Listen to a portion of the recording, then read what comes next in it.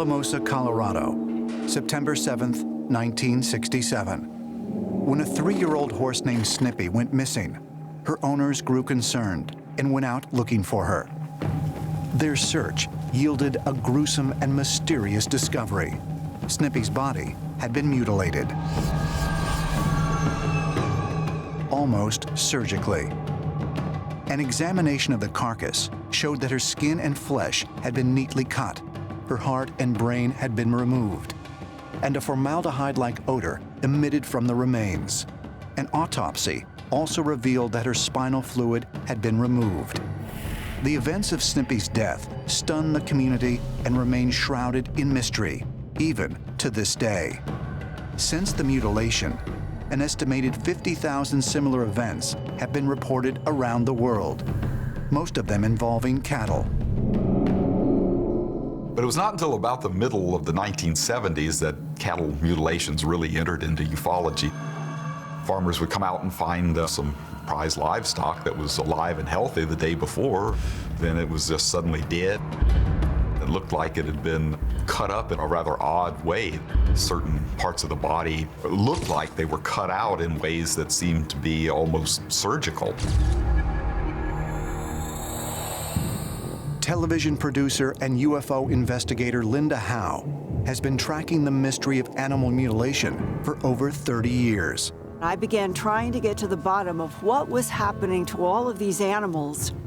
They were horses, cows, other domestic animals found with the same pattern of bloodless excisions. The law enforcement called them animal mutilations. 266 some Polaroids from so many cases. And the first thing I felt was anger. And then I felt nervous, and then I felt afraid. I sat across from sheriffs who told me, Linda, we're not dealing with predators, disease, and satanic cults. We're dealing with creatures from outer space.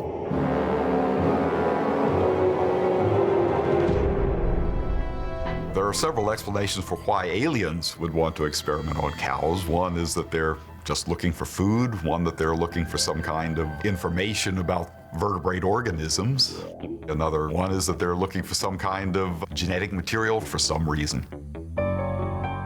The closest answer I've ever gotten was from a man who had had very upfront and close and personal observations of non-humans in his work for the government. He told me, he said, the best answer I can give you, Linda, is it's a genetic harvest. But once you have said a genetic harvest from Earth, there's even a bigger question. Why a genetic harvest from Earth? What is being made with this genetic harvest? To what end?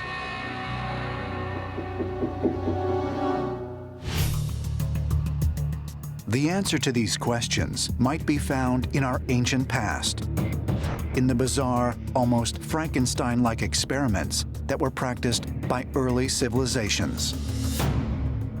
We have ancient descriptions from Egypt where it says specifically that the gods created these chimeras, mixed beings or hybrids.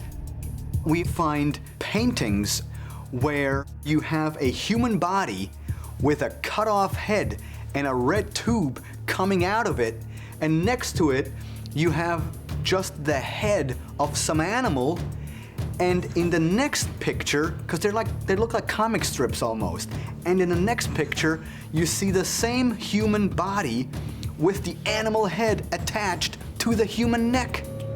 Incredibly, examples of strange human-animal hybrid beings date back to a time even older than ancient Egypt. According to mainstream archaeology, ancient Sumeria is the earliest civilization of humankind.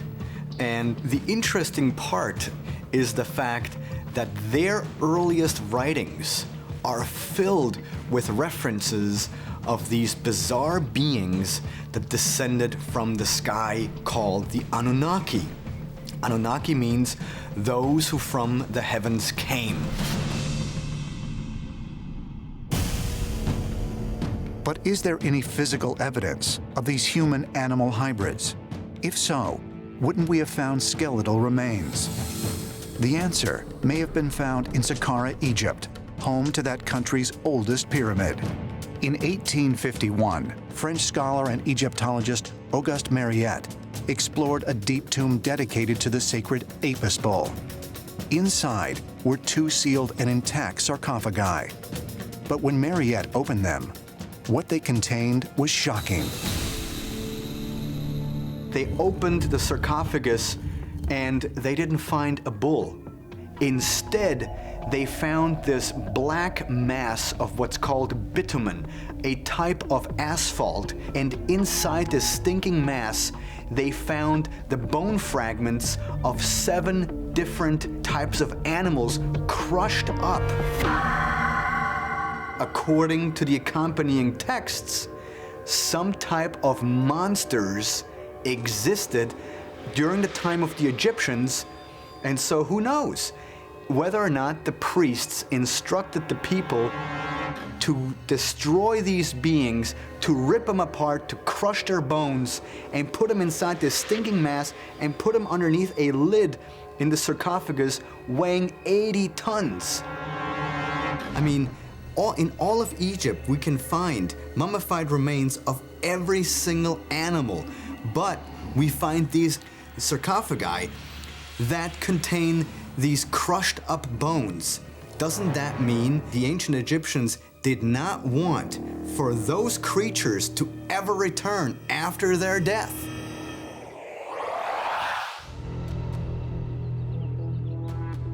Thousand Oaks, California, May 2017.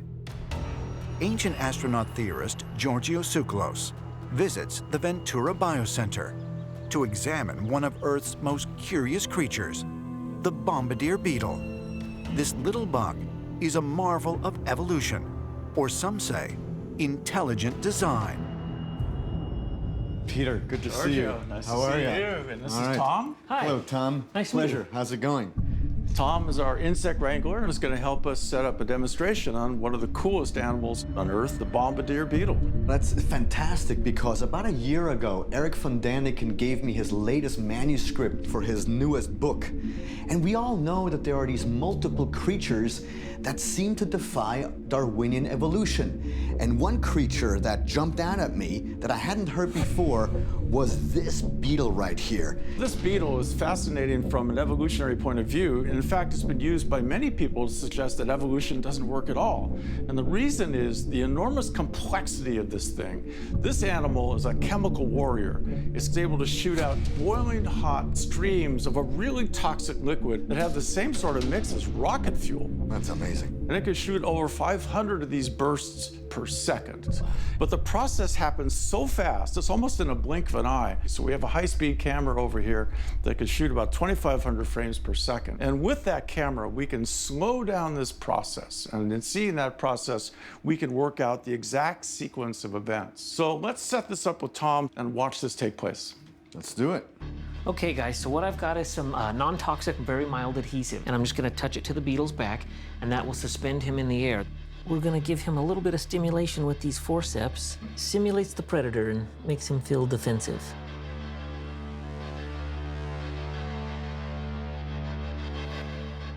Oh, there it was. While it is almost imperceptible to the naked eye, with the high-speed camera, the beetle can be seen blasting rapid-fire streams of deadly chemicals directed at any would-be predator. Oh, There it wow. goes. How cool. Projected it in that particular direction. Right. You can actually see the squirts, the mist, the vapor. The appendage which allows this to happen can rotate, it can move back and forth, so it can shoot this in lots of different directions. Yeah, this is really awesome. Dr. Ward has set up a computer-generated model of the bombardier beetle to show Giorgio the incredible process that is taking place inside its body. You've got the organs that produce the chemicals, and 2 separate chemicals are being made. We've got this hydroquinone, which is actually a makeup of the organics of the creature. It's part of its external skeleton. The second one is a chemical called hydrogen peroxide, which is rocket fuel. Now, if we combine these two together in a chamber, what we can do is build this chemical material that's going to get really hot and blast out the back of the bug. So one of the coolest things about this whole system is it's got a one-way valve. Once this chemical concoction that's getting really hot starts reacting, the last thing you want is having to blast back into the interior of your body. So it can direct it, squirts out this super hot, super toxic material into that predator's face. And one has to wonder, what was the evolutionary process of this beetle for that defense mechanism to even exist? Yeah, that's the critical question. If evolution takes place in step by step, what's the intermediate? How does this thing not blow itself up as it's experimenting through time? How do you go from just a garden variety beetle to a super beetle like this? One has to wonder if this creature perhaps was brought here in its finished form, or at least the genetic material for this creature came here as a finished product. Could the physiology of the bombardier beetle be proof that there are animals on this planet of extraterrestrial design? The gases that the beetle emits can burn the skin of humans, and if the mechanism it holds within its body was constructed on a larger scale, it could be a very deadly chemical weapon. Is it possible that aliens place certain creatures on this planet so that humans can learn from them and recreate their abilities? Throughout the animal kingdom, there are other organisms that also have tremendous abilities. The dung beetle is able to pull upwards of 1,100 times its body weight. The mantis shrimp, they can see things like polarized light, UV, infrared light. Squids and octopus basically change their body coloration and the patterns and even the texture of their skin as they move across different substrates, which is just incredible. Many advances in human technology have been inspired by the animal world, an approach scientists refer to as biomimicry. Airplanes were designed to imitate the winged flight of birds. Military camouflage evolved out of observing the way squid, octopuses, and chameleons take on the appearance of their surroundings. Sonar used in the navigation of submarines and ships is a skill taken from dolphins, whales, and bats, who emit sound waves to locate both prey and predators.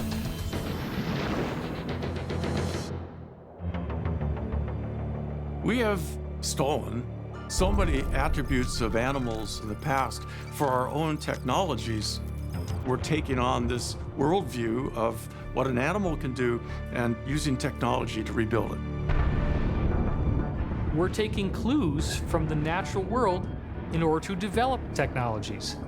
This may be part of a greater hidden extraterrestrial initiative, perhaps for a seeding of a technological and human revolution that we're just starting to see now.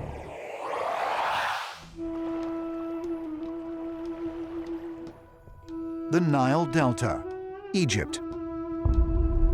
A small centimeters-wide trail is cut in the desert floor by the rolling cocoon of a dung beetle. This strange-looking 2-inch-long insect, also called a scarab, uses the dung as both a source of nourishment and a place for storing its eggs. It will roll the ball in a straight line despite all obstacles, and is the only insect on Earth known to navigate by following the light of the Milky Way galaxy. Biologists just made this discovery in 2013. But 5,000 years ago, with presumably no knowledge of its unique connection to the stars, the ancient Egyptians held the scarab as a sacred symbol, representing a link to the gods. Interesting that a great civilization could pay so much attention to a little bug. But it appears constantly throughout Egyptian temples and hieroglyphics. It's a very frequent image. At the Temple of Karnak, overlooking the sacred lake, where the pharaohs received their coronation, a giant scarab beetle stands watch, representing the Egyptian god Khepri. The Egyptians saw the sun moving across the sky during the day. Also around the desert sands, you'd see beetles moving balls of dung. And so the Egyptians thought that the force that moved the sun across the sky was a giant scarab beetle god, Khepri. And they believed that the sun was what is known as the Eye of Ra, which was Ra's chariot, or his flying machine. And the thing that moved it, they believed, was the scarab-headed god, Khepri. And the scarab represented Khepri, the pilot, if you like, of Ra's sun ship or barge. He was basically a pilot to the gods. But could there be another explanation for why the Egyptians regarded Khepri as a pilot? Ancient astronaut theorists suggest that the representation of Khepri as a scarab, and sometimes as a human with a scarab head, may have been inspired by actual contact the Egyptians had with an otherworldly being.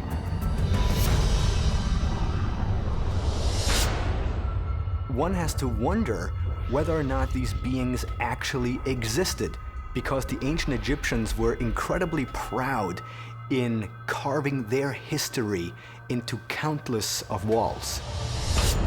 And according to the ancient astronaut theory, we all came about through a deliberate mutation of our genes. And so it is entirely possible, in my opinion, that some of those creatures that we see depicted in reliefs and in carvings might have actually existed in the past. Is it possible the ancient Egyptians could have encountered alien beings that had an insect-like appearance? Ancient astronaut theorists say yes. And as further evidence, point to the fact that the Egyptians' obsession with the scarab also extended to their funerary rituals.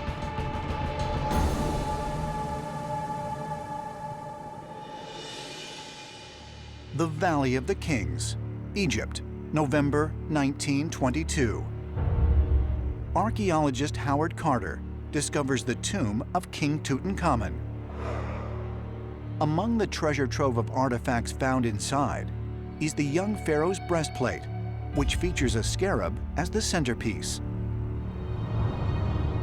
The scarab is made of a yellow silica glass stone procured from the Sahara, originally formed 28 million years ago, when the sand was superheated by a comet strike. But why would the ancient Egyptians place a scarab, and one sculpted from material produced by a cosmic event, at the center of their pharaoh's funerary breastplate? Curiously, scarabs always played an integral role in the Egyptians' mummification process, often included during the wrapping of the body. In between those wrappings, the Egyptians put a number of charms which served not just a preservation function, but a magical function. There was a heart scarab, which was placed on the body. We also find other scarabs sometimes knitted into the linen of the deceased. The scarab was thought to be critical for the resurrection because of its power and necessity for it to be present when the sun rose in the morning. The idea is that the soul or even the body of the person that had departed was carried by scarab beetles along the path to the next life, to the next dimension. It's almost as if the scarab beetle was some kind of device, not an insect, but a device that actually allows travel from one place to another. Where did the Egyptians get the idea of resurrection and this idea that we could be reborn as star beings? It seems as if they were given this idea by Khepri. Could the inclusion of scarab-shaped objects in the mummification process have been inspired by an actual encounter with the scarab god Khepri?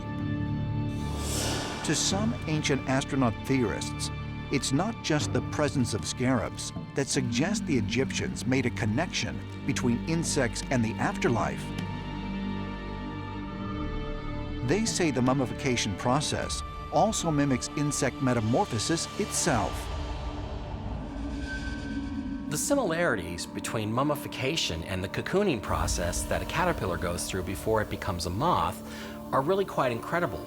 I think what the Egyptians were trying to do is actually cocoon the human being so that when he emerged into the next life, at the next level up, he would be transformed into something greater, more powerful, and epically more beautiful. Southern Peru, 1927. While hiking in the foothills of the arid Nazca Desert, archaeologist Toribio Mejia Cespe discovers what appears to be a large network of ancient roads carved into the earth.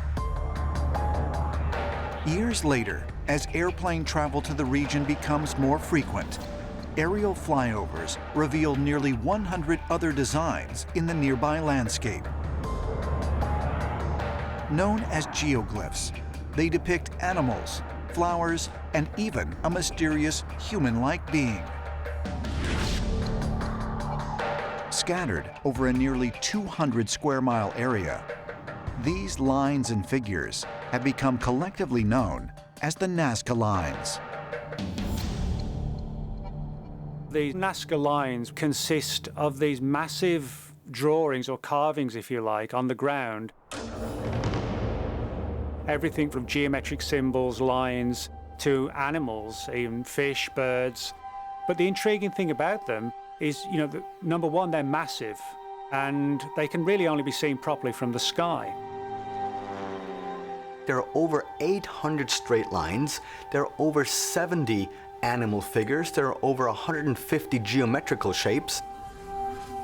We have glyphs of different figurines on the ground. We have these intricate lines and what appear to be runways spread all around the desert.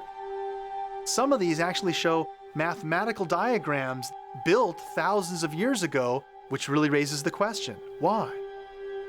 There's an enormous amount of unanswered and perhaps unanswerable questions that arise from the phenomena. The largest of the figures is nearly 1,000 feet, or the size of 3 football fields, while the longest line extends almost 9 miles. According to mainstream archaeologists, these mysterious earth drawings were created by the Nazca, an ancient people that flourished in the region between the 1st and 8th century AD. The lines were formed by the careful removal of the reddish iron oxide pebbles that make up the desert surface. Once exposed, the underlying dirt, which contains high amounts of lime, hardened and was resistant to erosion.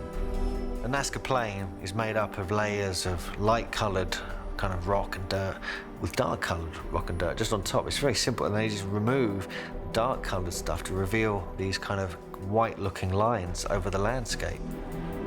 Like a canvas that isn't being disturbed, has maintained its integrity for hundreds or even thousands of years. The reason why they have survived is because of the desert conditions. Truly, if you make a geoglyph at the Nazca desert environment today, it will be found hundreds of years from now. There is hardly any rain, hardly any wind. Anything you make here will last for eternity.